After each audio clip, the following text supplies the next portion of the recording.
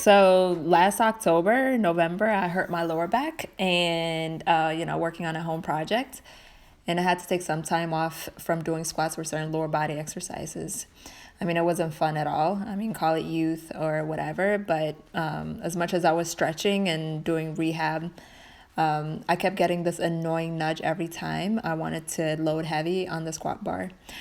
So if it wasn't my lower back, my hips were tight. I was getting this pain in my knee. So I really had to take a few steps back and start working on the neglected mobility and stability drills.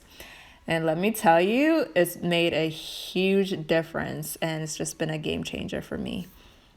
Today, I'll show you a few things that you can start doing as part of your warm-up to loosen up those hips and also fire up the glutes before loading the squat bar. So starting with the hip flexor, most of us think when we think of a hip flexor that it's a linear action. But hip flexor doesn't just flex, but it flexes and moves through other planes of movement from a functional standpoint. So they can adduct, abduct, flex, and internally and externally rotate. But oftentimes we limit ourselves to the full range of motion of the exercise that we neglect the potential of full range of motion at the joint. So just to give you a quick anatomy of the leg muscles so you understand how they work and function at the hip, we have the TFL or the tensor fascia lata, the glute med, the glute max that all tie in into the lateral tract or our ITB, which is the iliotibial. The ITB or which is a fascia, not a muscle, has a ligament and tendon properties as it crosses the knee. And so the ITB job is really to do what the TFL tells it to do. When our ITB gets tight, that pulls on the lateral tract. And what's right underneath it is the vastus lateralis, our main extender of the knee. So when people have tight hip flexors, it's either they have a tight TFL, which can cause pain in the hip or knee. So ever since I started adding a dynamic stability component as part of my ascending warm-up set before I lift heavy, it's made all the difference in the world. I do them in conjunction with the bar movement, and I'll make sure to record my routine next time I do squats so you can see the whole movement at the gym. So we're going to start with the foam roller. I like to start with either a static stretch or a self-myofascial release. Here we're not really breaking up tissue, but rather we're trying to activate the nervous system to send receptors into the muscle to allow it to release. Starting with the ITB or the iliotibial band, you want to start right below the bony hip trochanter. Find that tender spot and hold it there. Bring the heel back, feet off the ground, hip forward, and you want to fully flex and extend.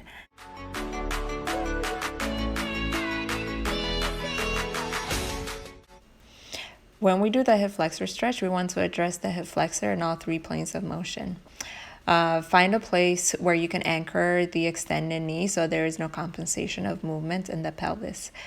Create that adduction, internal rotation of the hip. Keep a neutral hip, sternum centered in, with the midline of the pelvis, then lunge forward. You can hold anywhere from 30 to 45 seconds. Then move into that neutral, straightforward hip flexor stretch. The key here is the position of the pelvis. Start with the neutral pelvis first to activate those glutes. Bring the pelvis forward, then lunge forward.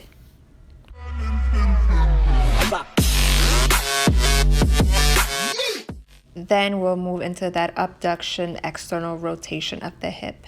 Since we're relatively abducting, we should start feeling the stretch in our adductors that act as the hip flexor. Sternum centered with the midline of the pelvis, then lunge forward. Hold for 30 to 45 seconds. And for a dynamic stability drill, today we'll do the Bulgarian split squats. This is a great unilateral isolation stability drill to incorporate before you squat. It has a low threshold on the joints and one way to work behind the scene and fire up those stabilizers so our prime movers can move effectively.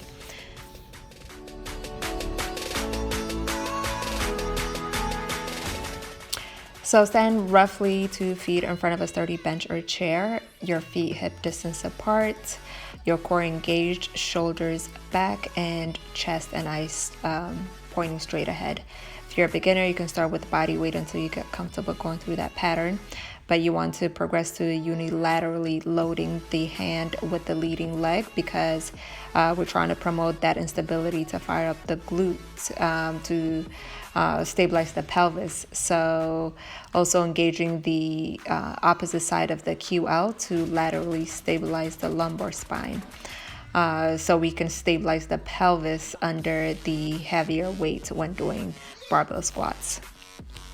So do 3 to 5 of ascending warm-up set, about 5 to 8 reps until you feel comfortable or stable enough to go into your working set of your squats. The key here is you want to find a weight you can handle without fatiguing the quads or hamstrings before you go load on the strength aspect. If you're training at the gym, you want to do this in conjunction with the barbell movement since our objective goal is to gain strength on the squats. Give this a try on your next leg day and let me know what you think. You definitely want to incorporate some sort of a housekeeper drills before you load heavy on that squat rack.